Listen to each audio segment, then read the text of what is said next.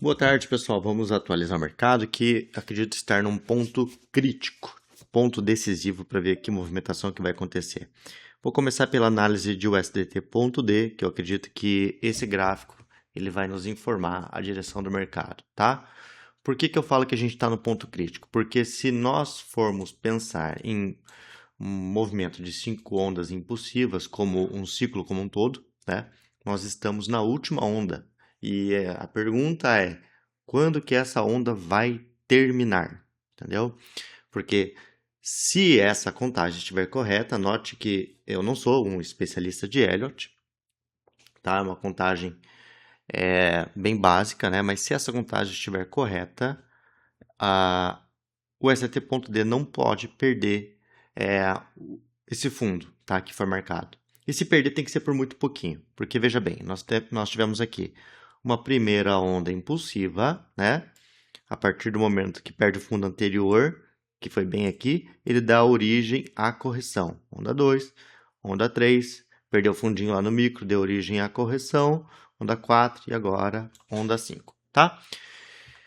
Bom, quando que a gente sabe que essa onda 5 vai finalizar, né? Quando ela dá origem à correção.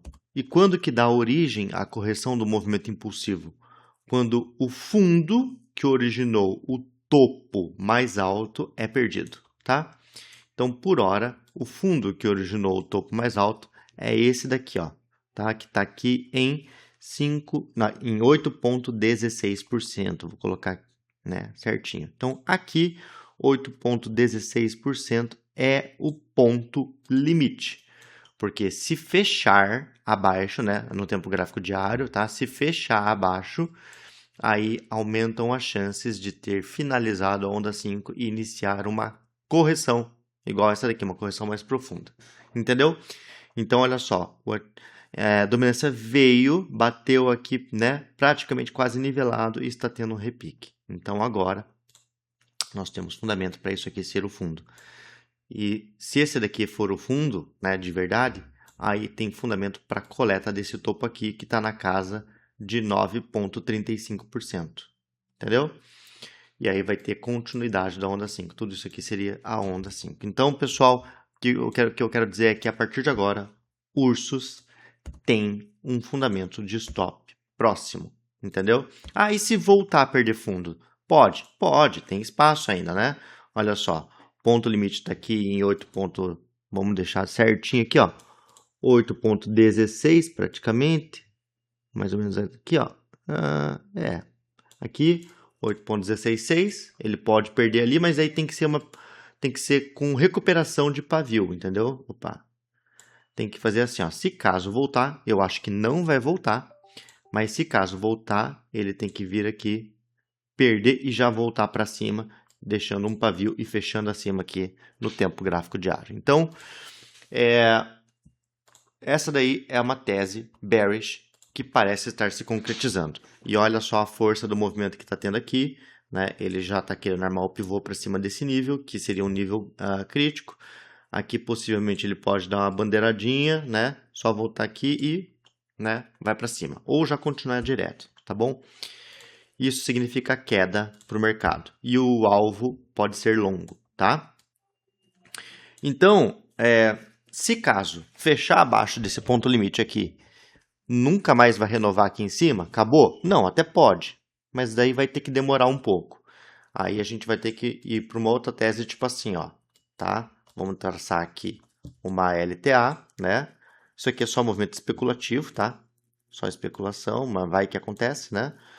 Então ele teria que fazer isso aqui, ó, passar do ponto limite, vir aqui, ficar dando aquela enrolada, e daí aqui, ó, pam, e daí desce, tá bom? E daí tudo isso daqui seria um grande Wyckoff, né? Então, ainda tem essa teoria de que pode acontecer isso aqui. Então, se perder para baixo, fica esperto, porque se o movimento começar a enrolar antes de cair direto assim, ó, ele pode voltar lá em cima e voltar para baixo, tá? Mas a chance maior é de se perder, as coisas ficam bem bearish, tá bom? Bem bullish, no caso, né? Tá?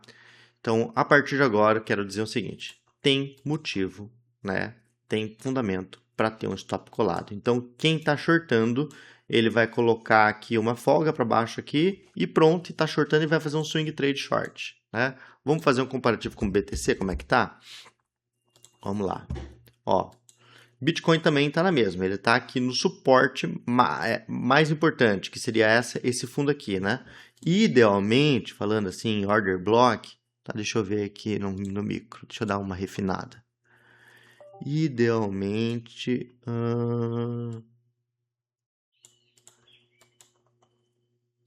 é aqui, bem aqui mesmo, tá? Porque aqui, ó, aqui tem o order blockzinho aqui, ó, ele já foi tocado uma vez, e tocou agora, tá? Idealmente isso aqui teria que ser o fundo. No máximo aqui, uma parte desse pavio aqui, ó, talvez 50% desse pavio. Vamos ver numa hora como é que tá esse pavio. Deixa eu ver numa hora.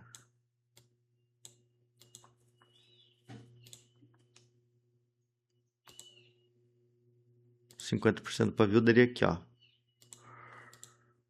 Eu teria como ponto limite aqui, tá bom? Então, se Bitcoin quiser ter continuidade de alta, tá? Ele teria que segurar aqui 63.500 mais ou menos, tá bom? Teria que segurar, então ele teria que já reverter daqui. Bom, como que você pode prosseguir então para montar operações de long ou de short, tá? Porque a gente sempre tem que fazer duas análises, uma bullish e uma bearish. Por uma análise bullish, se você fala assim, quero que tenha continuidade, eu acho interessante você trabalhar num gráfico assim de 3, 4 horas, tá? E mudar para Heikin Ash, né?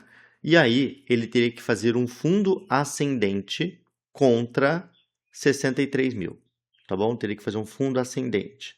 E aí você tem um ponto de stop, um ponto de entrada. O fundo nesse gráfico, ele é confirmado quando rompe a máxima do candle anterior e o candle fecha verde, entendeu? Por que que eu estou usando esse gráfico de 3 horas aqui, né? Como que eu faço a escolha do tempo gráfico? Vamos mudar aqui para 4 horas para ver como que fica. Como que eu faço a escolha do tempo gráfico? É o tempo gráfico que, no curto espaço de tempo, é o que tem menos poluição possível de ficar mudando de cor toda hora. Então, note que toda vez aqui, ó, que ele fez topo, né, ele faz já o candle vermelho, ó, já reverte. Né? Quando ele faz fundo aqui, ó, ele faz o candle verde, ele já reverte. Ó. Então, a chance de criar poluição está reduzida. Se você colocar num tempo gráfico de 1 hora, olha só como fica múltiplos candles, né? Trocando de cor toda hora, tá vendo? Então, escolhe um tempo gráfico que vai dar mais força à confirmação do fundo com menos poluição. Então, tem que ser um tempo gráfico aí acima de 4 horas, né? Ó, 9 horas, tá bem limpo, ó. Quer ser mais conservador, espera confirmar fundo no 9 horas, 8 horas, por aí, tá bom? Então, assim, quem está querendo, quem está apostando na continuidade, vai falar assim, eu quero que rompa a máxima do candle anterior e marque fundo para eu ter uma entrada com stop na mínima do anterior, entendeu?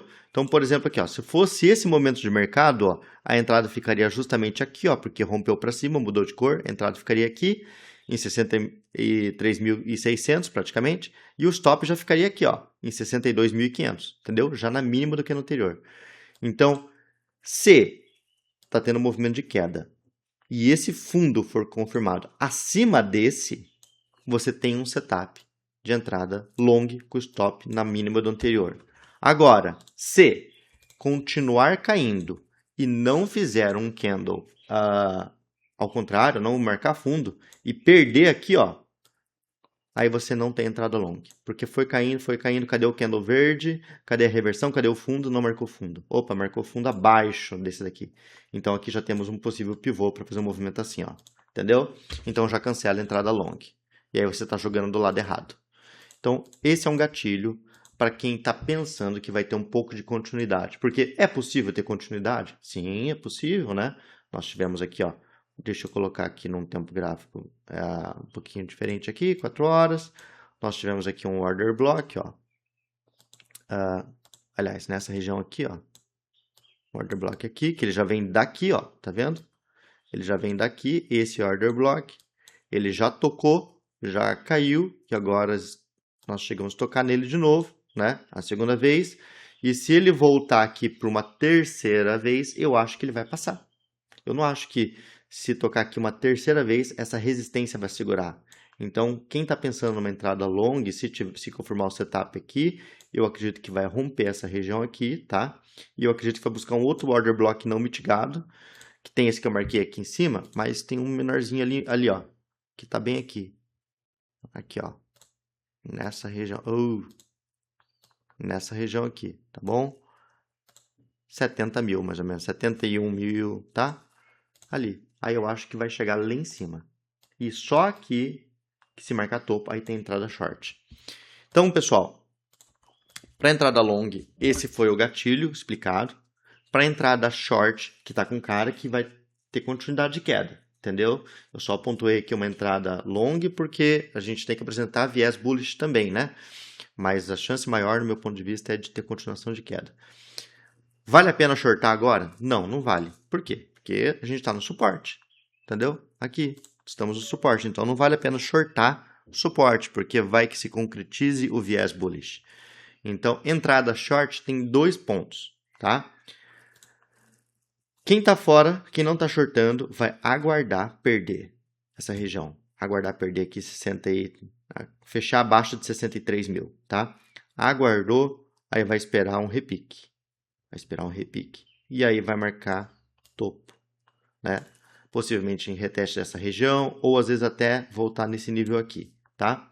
Vai esperar marcar topo e aí tem entrada short. Então assim, ó, se shortar agora é arriscado, mas se cair mais é menos arriscado, né? É paradoxal, mas é verdade, né? Então, entrada short, só se cair mais, repicar, e aí você tem uma entrada short, ou entrada short é se concretizar a tese bullish, subir aqui em cima, marcar topo, aí você tem entrada short. Então, tá bom? Esses são os trades em Bitcoin, 3 possibilidades para vocês ficarem de olho. Long, short, short. Beleza? É isso, né? Casando ali com a tese de USDT.D, tá? É isso. É isso que tem pra gente ver agora, tá bom? Então fique de olho nisso aí pros próximos dias aí. Um abraço. Mais um detalhe, rapidão. Se cair, vamos conduzir a operação até onde, tá bom? Se der o gatilho de short aqui, ó, venceu o suporte, retestou, continuou caindo, o take profit ideal, tá? Não de fechar a operação, mas de fazer uma boa parcial, seria nessa região aqui, ó, tá? Aqui, ó. Pode ser bem aqui, na verdade, ó. Em 59.400, 59.500, né? Um pouquinho mais para cima. 59.600, por aí, tá? Por quê? Vai que isso aqui tá apertando num grande padrão de equilíbrio. Então, seria assim, ó. Entendeu? Tá apertando num padrão de equilíbrio aqui, ó. Vai que, entendeu? Então, se for isso, então, aí vai apertar ali no padrão. Nossa, não termina isso aqui nunca. Aí, ficou linkando os pontos, né? Então, vai que for um padrão de equilíbrio. Então, ele vai apertar aqui, formando uma grande cunha, tá bom? Então, caso concretizar a operação short, né, você vai entrar aqui, quem está de fora, vai conduzir até chegar próximo dessa região, vai fazer um take profit bom aqui e ajustar o stop para o lucro, né? Se caso tiver continuidade, aí aqui nessa região você pode pensar em fazer mais uma parcial, né? Ou quem sabe se romper essa região para baixo, né? Rompendo essa região para baixo aqui, ó, ele vem, retesta, você recompra parte da parcial que fez aqui e surfa mais um pouquinho. Então conduz a operação assim, tá? Beleza, é isso aí. Agora foi tudo. Abraço.